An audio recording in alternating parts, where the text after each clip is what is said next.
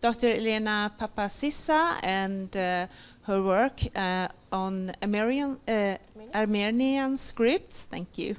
And with no further ado, please. Thank you. Good evening, everyone. I have to say thank you so much for resisting the temptation to disappear.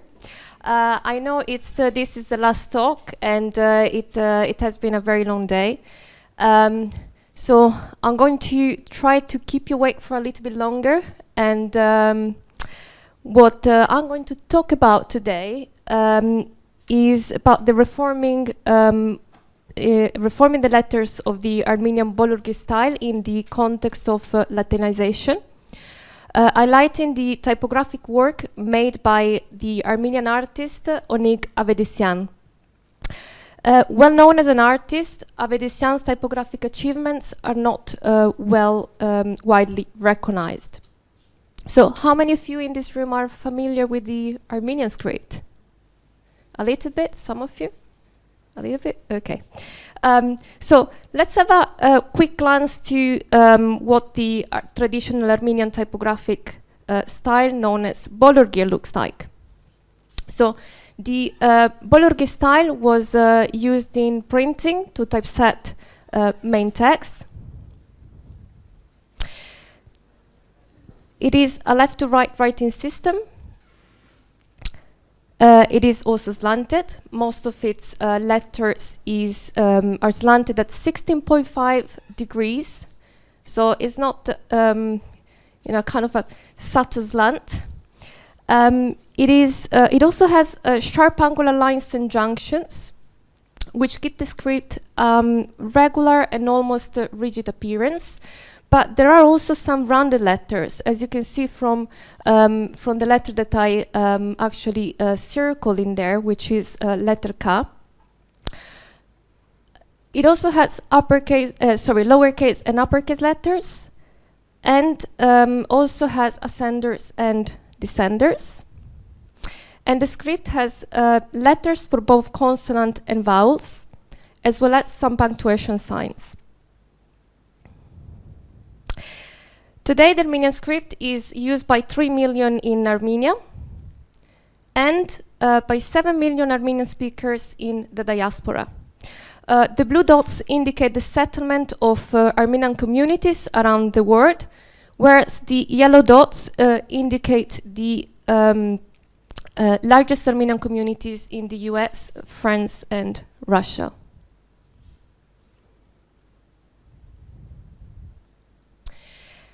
At different stages in history, the traditional forms of printed Bolorgir typefaces were modified to look modern and Western. The first major step towards the modernization of the Armenian typographic script was taken in the second half of the 19th century by the Armenian punch cutter, publisher and printer Yovhannes Miwhêntisean in Constantinople, and soon after by the Armenian printer and publisher Čanik Aramean in Paris.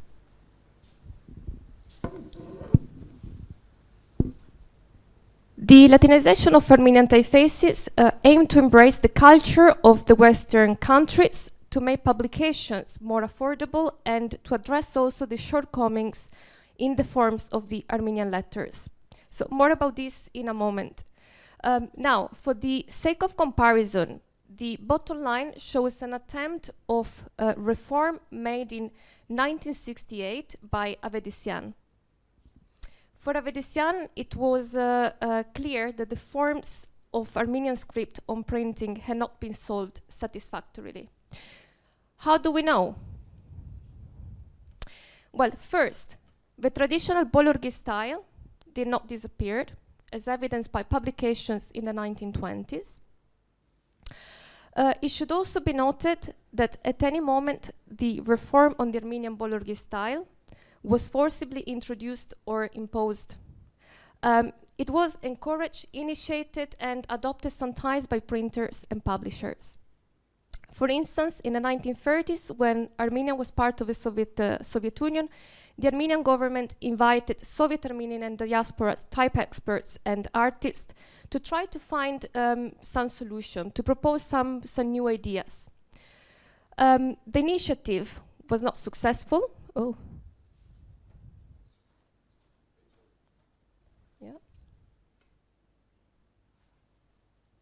Yeah, thank you.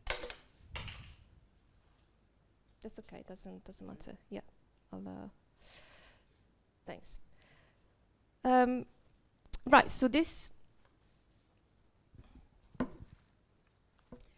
initiative was not really successful, but it arose great interest with the Armenian artist Čanik Aramean. So this is Čanik. He was born in 1898 in Turkey, but he moved to Constantinople in his childhood. In 1921, he went to Vienna to study painting and etching by aquafortis. And in 1925, he went to Rome, where he graduated at the Academy of Arts a couple of years later.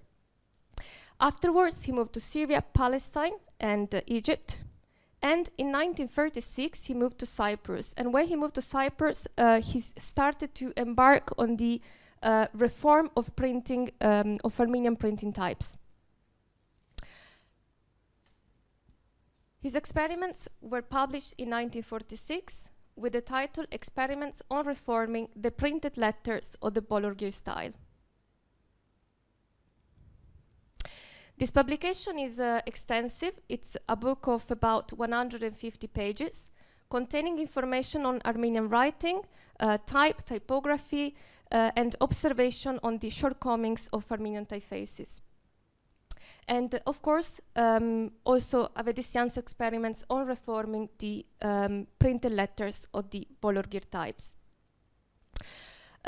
Encouraged by the Armenians' favorable reception of this publication, Miwhêntisean decided to make some amendments on his early design and to attempt new solutions. He wrote a pamphlet to that effect, entitled New Lowercase Letters for Printing in Armenian. This was published in Beirut in 1968.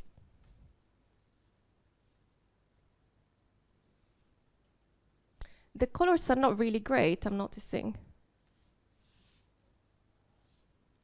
Can you see properly the, yeah? Okay.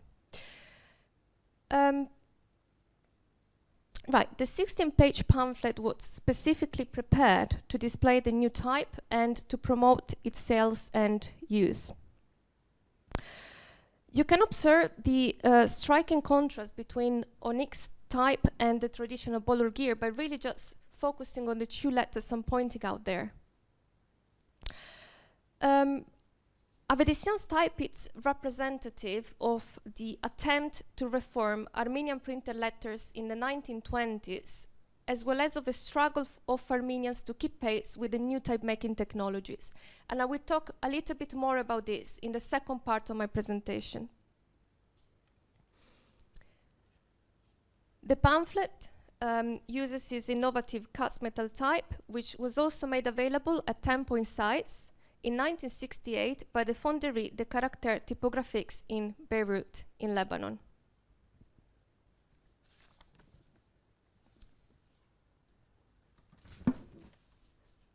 Let's proceed through a brief analysis of Miwhêntisean's new lowercase letters.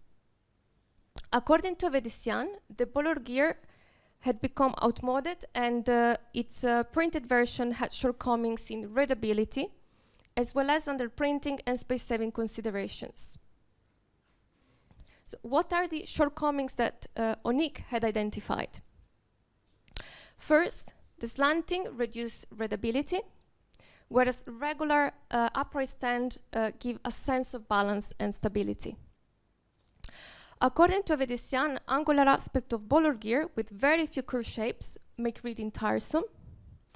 And finally, the Bolorgir contains a number of letters that can be confused with each other, as exemplified by these three pairs of letters in here. So let's take, for example, the second letter at the bottom, which is the Ga. So if the horizontal thin stroke at the bottom of the counter would be poorly inked and therefore printed, it could be easily confused with the last letter. The second shortcoming relates to the cost of printing. Compared to Roman types, the Armenian Bolorgir occupies approximately 25% more space in print. And the third issue concerns authenticity. So Miwhêntisean referring here to the number of changes that the Bolorgir underwent, and particularly to the typefaces that appeared in 1855 in a journal, La Colombe du Massif, and that were introduced by the Armenian printer and publisher Čanik Aramean in Paris. Typefaces that were clearly Latinized, following Western trends and appearance. You can easily recognize Latin letters inserted in Armenian characters, so the R and the S, the use of serifs, the upright stand, and also the folding of tail. So that's that sort of, this lettering here was supposed to have a tail that was horizontal and long. So how were Miwhêntisean's new lowercase letters free from the shortcoming that affected the Bolorgir style? His type was at least 20% more economical in space than other traditional Bolorgir fonts. In order to obtain these results, Miwhêntisean chose to devise the typeface as an upright style, as Aramean had done a century earlier. Amendments of lowercase letters were not arbitrary, but they were based on a frequency count he had obtained by estimating the number of occurrences of Armenian letters per 10,000 characters of text. For example, A is a high-frequency letters, which means that in an Armenian writing, 1 in every 7 letters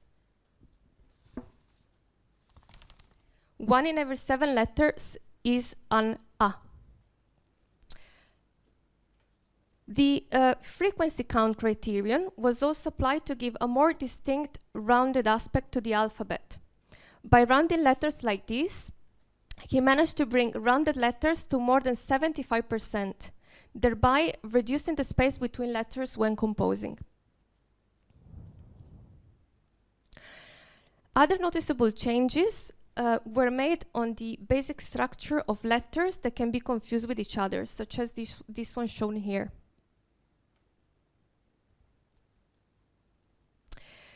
Miwhêntisean also narrowed letters by reducing the tail. Do you remember that I mentioned before, the tail of lowercase letters as appears here? These amendments would enable composers to fit more text on a page. And finally, he also made changes to the vertical proportions of some of the letters. Basically, what he did was to shorten some of the letter forms and removing their descenders.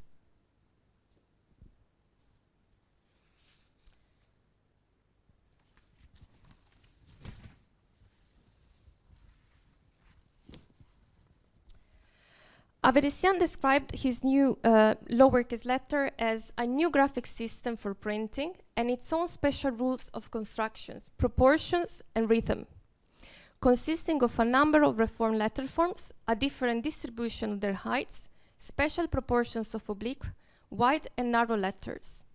The system remains faithful to the general style and aspect of Armenian writing, without making any radical changes to the already existing letter images. The new lowercase letters, despite being a novel and original typeface, is capable of being read at first sight. Miwhêntisean understood the pivotal role of readers in determining the success of his new lowercase letters. Appealing to readers was not something new, as evidenced by publications in 19th century.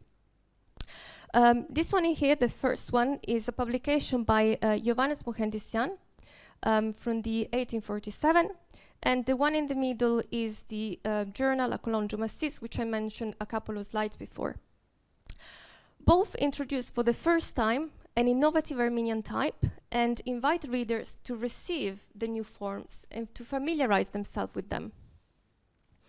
Similarly, at the end of his 1968 pamphlet, Miwhêntisean appealed to the Soviet Armenian authorities to consider the reform letters, to compare them with others, and also to judge them with a spirit of progressive taste. And most importantly, he asked them to use the new lowercase letters in various publications, particularly in newspapers. In this way, readers would slowly become acquainted with the new forms. Now, it is worth noting that the casting of a type didn't come without challenges. Since the 1930s, Miwhêntisean had gathered several positive opinions on his typographic work. And at first, he tried to cast his type at several European typecasting firms, which refused the project because it was considered unprofitable. So he tried as well to approach several punch cutters in Cairo and Beirut, but also there, Miwhêntisean's efforts were unsuccessful. His type were finally produced at 10-point size, thanks to the support and the work of two compatriots in Aleppo.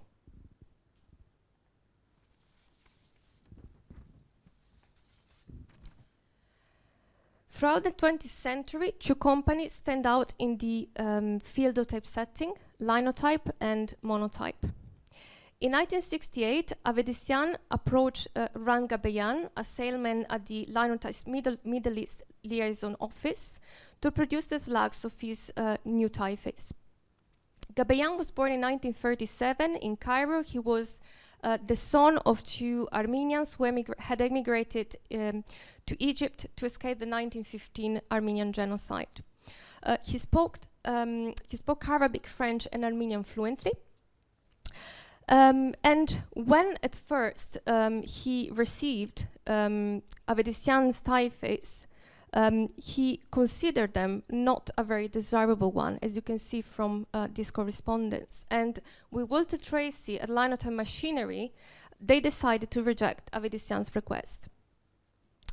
But a couple of years later, in 1970, when Miwhêntisean revisited the office to show them a new Armenian design, Gabeyan was so impressed that he decided to support Miwhêntisean's endeavors to produce linotype matrices of his new typeface. This one in here, which you see it's marked as A, was meant as an improvement on his 1968 types. This other one here, which is marked as B, could be considered as the italic of A. There were also other versions submitted to the company. According to Gabeyan, these were proof sketched on graph paper to find the best design solution to fit the linotype technology and also to test the market potentiality.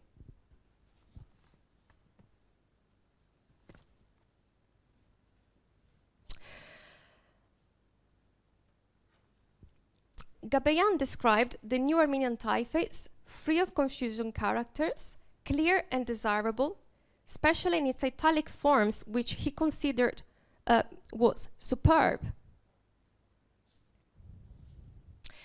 So Gabeyan was really, at this point, he was really keen, really interested in having this typeface made by Linotype. So what he knew is that he needed to justify the manufacturing of new Armenian matrices in order to convince Linotype Machinery to take on this project. So he prompted Miwhêntisean to find a wealthy Armenian benefactor who was willing to sponsor the project and also to cover the expenses of all the preparation of Armenian typeface.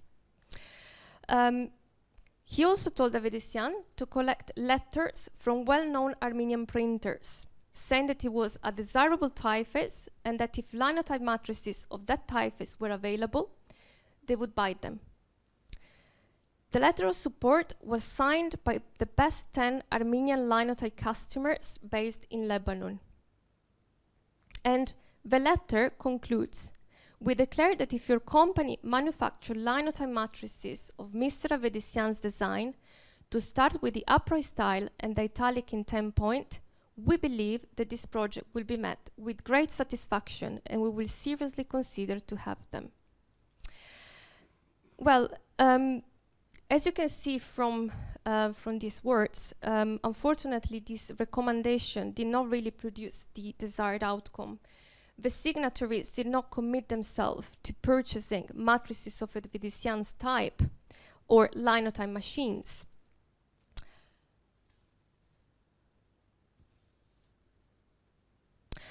According to Aramean, at least 30 fonts could be sold over 5 years to existing linotype customers in Middle East territories. However, it was unlikely that Armenian printers would order a linotype machine only because a new type was made available. And Armenian printers could not always afford to buy new machines, and they preferred to actually purchase second-hand ones. So once again, the financial struggle of Armenian printers was an issue on the production of Armenian typefaces. So how do you think that is, how does the story end? Well, probably you can guess. Due to the limited potential market for Armenian linotype machines and the unpromising sales prospect of Miwhêntisean's matrices, linotype machinery considered the project unprofitable, and they decided to refuse to produce Miwhêntisean's typeface for hot metal composition. But they considered the possibility of manufacturing the type for photo composition, and specifically for the VIP machine, which was the first photocomposing machine to be controlled by a programmable mini computer. Eventually, it was found that there would be little or no market for this. I cannot think of a better way of concluding my presentation than by quoting Aramean. In 1970, I described Miwhêntisean's italic as superb, and I still do, because most of the newspapers and the books I read during those years were set in italic. So I got used to, like every other Armenian outside Armenia, to read italic more than the upright style, and that generation started preferring italic out of habit. If in the 1970s I judged Miwhêntisean's typeface as being superb, I think I was right, because it was a far better italic typeface than the one we used to have, and which was common and almost the only one used by most typesetters. As observed from Aramean's words, his appreciation for the italic in 1970 was from the viewpoint of an Armenian reader rather than a type designer, and he also mentioned this in his email. Miwhêntisean's italic really looked unconventional compared to historic models, as his upright did. Letters width and proportions were atypical. So Aramean's comments is evidence that the success of a typeface does not necessarily imply that its design is of the best quality. Linotype might have refused to develop Armenian fonts for their machines, but this does not detract from the importance of the role played by the Armenian diaspora in Lebanon and Cairo. Their contribution to the development of Armenian typefaces for hot metal and phototype setting technologies merits a place into the history of Armenian type design. Thank you.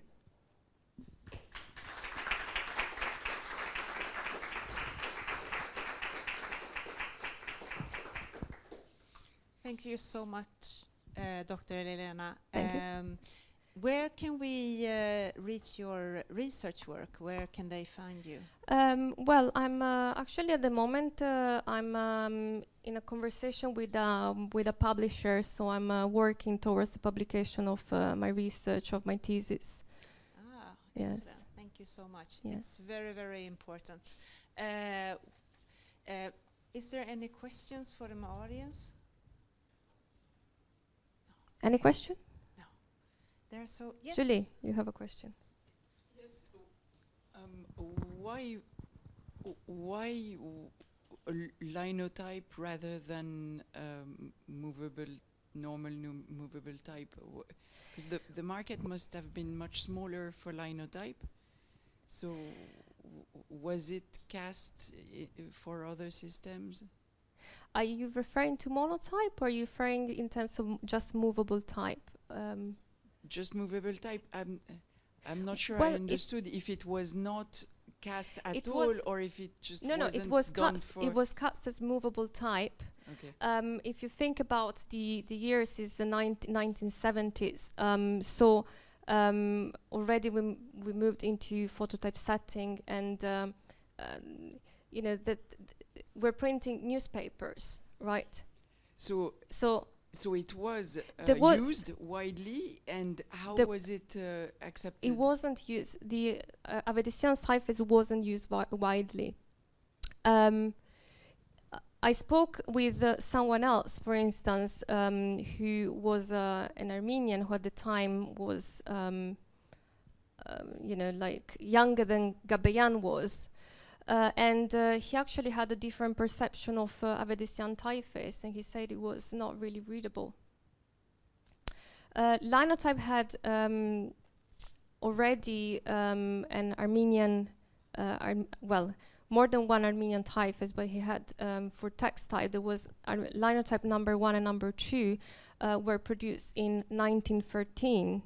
And that's what all the Linotype customers were using to typeset newspapers, mainly.